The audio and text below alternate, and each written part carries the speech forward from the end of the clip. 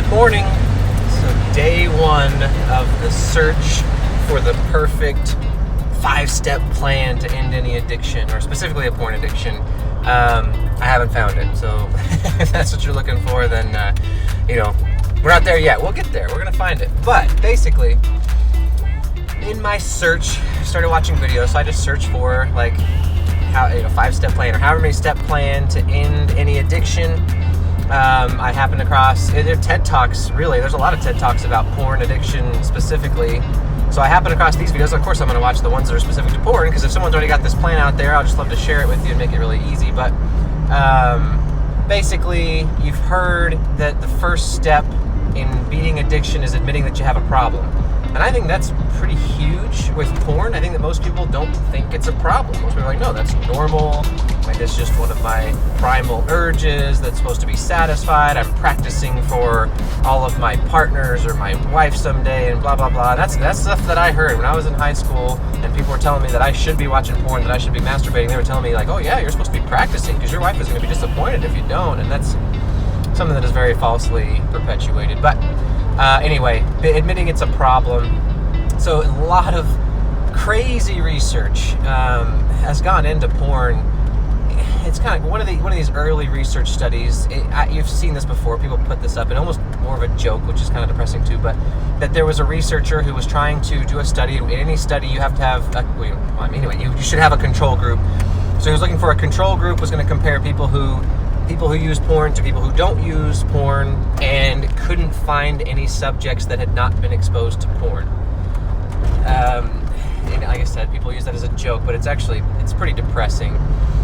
People are talking about 10 years old being the age that most males anyway have been exposed to porn, or their first experience with something. And it's, again, I think that's getting younger and younger, and that's also depressing. It is a problem. Kids, 10-year-olds, and they can't find any. I'm not sure if that one was college students or if that was high school students. Not people, men that were all that old, young, they were kids, and they couldn't find any that hadn't been exposed to porn. So they didn't have any control subjects. So they do research anyway.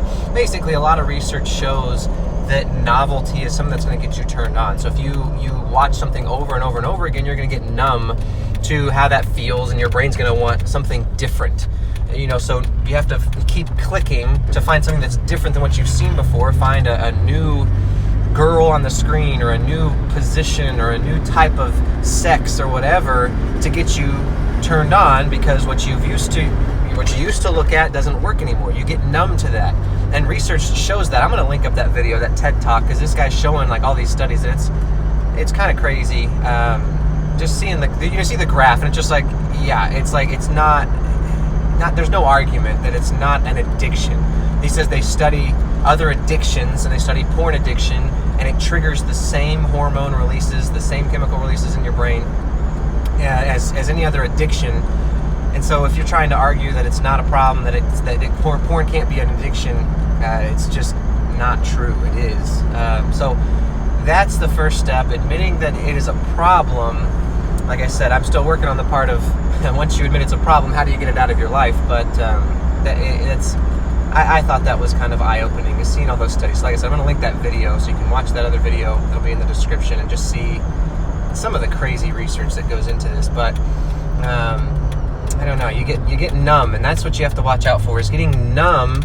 And they're showing a lot of the research to erectile dysfunction even after lots of porn watching. You get numb to sex, basically. And so then when you're actually trying to have sex with a real woman that's right there with you, then you can't, and that's what's crazy, is I've listened to a lot of interviews with porn performers, so the women that used to be porn, and they got out, they escaped, and all the bad experiences that they had. And it's a pretty crazy environment. You hear these stories, you're like, well, that's not safe.